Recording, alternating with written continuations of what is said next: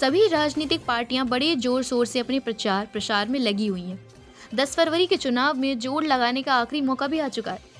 भाजपा उत्तर प्रदेश में सरकार बनाने के लिए कोई भी कसर नहीं छोड़ रही है, जिसको लेकर आज जनपद जालौन में भाजपा के राष्ट्रीय अध्यक्ष जेपी नड्डा जालौन पहुंचे, जहां उन्होंने एक जनसभा को संबोधित किया। जेपी नड्डा हेलीकॉप्टर द्वारा जालौन के तहसील कोच स्थित SRPR इंटर कॉलेज के मैदान पहुंचे, जहां उन्होंने मंच के माध्यम से ऋषि वेदव्यास की धरती को पावन बताते हुए खुद को धन्य होने की बात कही और 219 माधोगढ़ विधानसभा की सीट से प्रत्याशी मूलचंद निरंजन की जीत के लिए जनता से अपील की और जनता कार्यकर्ताओं से दोबारा मूलचंद निरंजन को वोट दिलाकर जीत दिलाने की बात भी कही।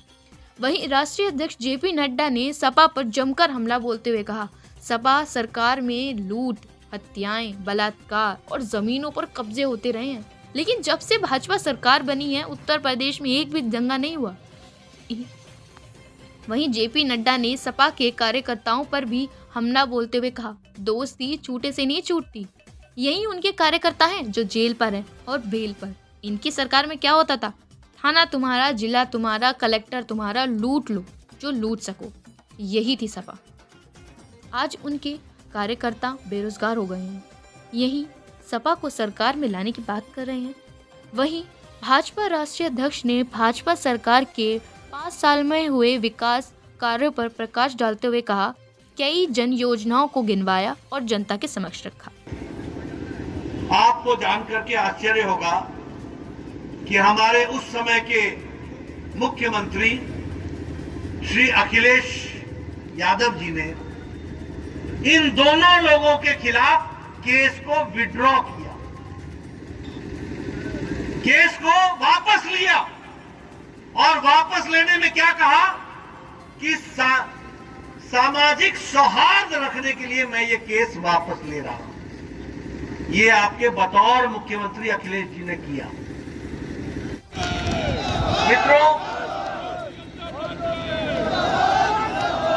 जब हम चुनाव की बात करते हैं और जब मूलचंद निरंजन जी का नाम लिया गया तो जो आपके तरफ से तालियां बजी, उसने मेरे को बता दिया कि आपने तय कर लिया है कि मूलचंद निरंजन जी को हम भेजेंगे।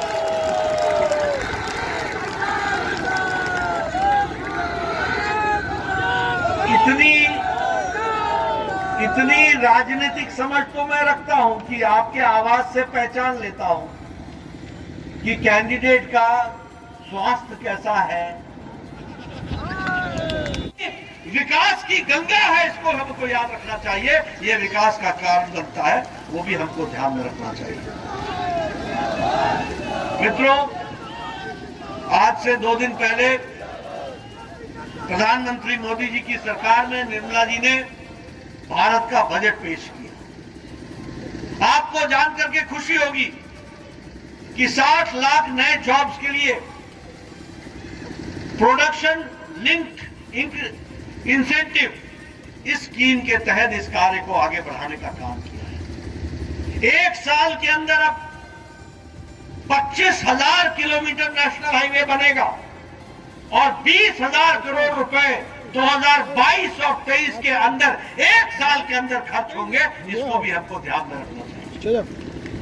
इसीलिए मैंने कहा ये विकास की गंगा है जिसको हमको समझना चाहिए। ये हमेशा हमारे को लक्ष्य के रूप में रखना चाहिए। और मैं आज आपके बीच में आया हूं। राजनीतिक दल चुनाव में आते हैं, वोट मांगते हैं, लोभ लुभाने बातें करते हैं, पुरानी बातों को भुला देते हैं और नए वायदों को लेकर के चल पड़ते हैं। लेकिन ये अकेली भारतीय जनता पार्टी है और देश में अकेले मोदी जी हैं जिन्होंने भारत के राजनीति की संस्कृति को बदल दिया है। इसको भी हमको ध्यान में रखना चाहिए। आज भारतीय जनता पार्टी का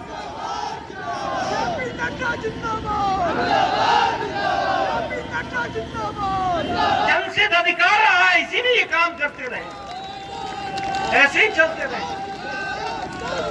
लेकिन इतना ही नहीं है, ये माफिया राज रहा है।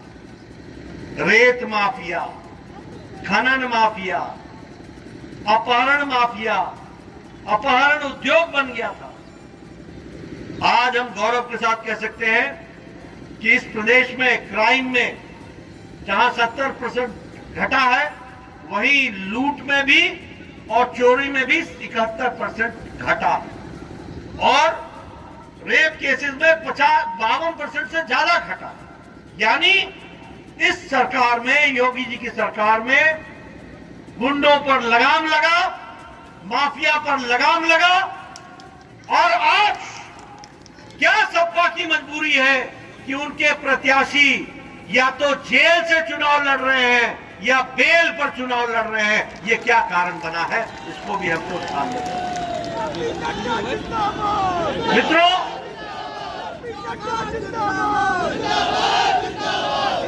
मित्रों, ये इनकी मजबूरी है।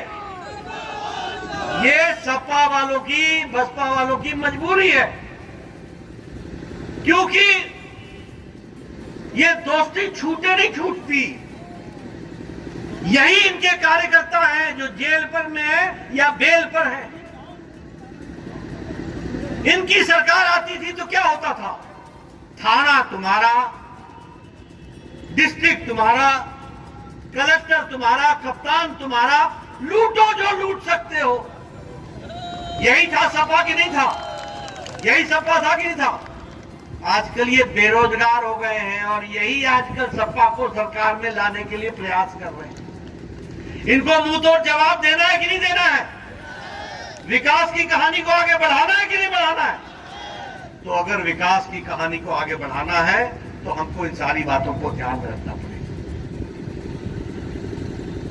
अखिलेश जी के जमाने में 5 साल के अंदर 300 दंगे हुए, 300 दंगे, 300। और योगी जी के जमाने में एक भी दंगा नहीं हुआ। दंगा रहित उत्तर प्रदेश बना कि नहीं बना? इसको बना के रखना है कि नहीं रखना है? अगर रखना है तो ये सारी बातों को भी हमको ध्यान में रखना पड़ेगा और इस दृष्टि से इस काम को आगे बढ़ाना पड़ेगा। ये मैं आपसे कहना चाहता हूं।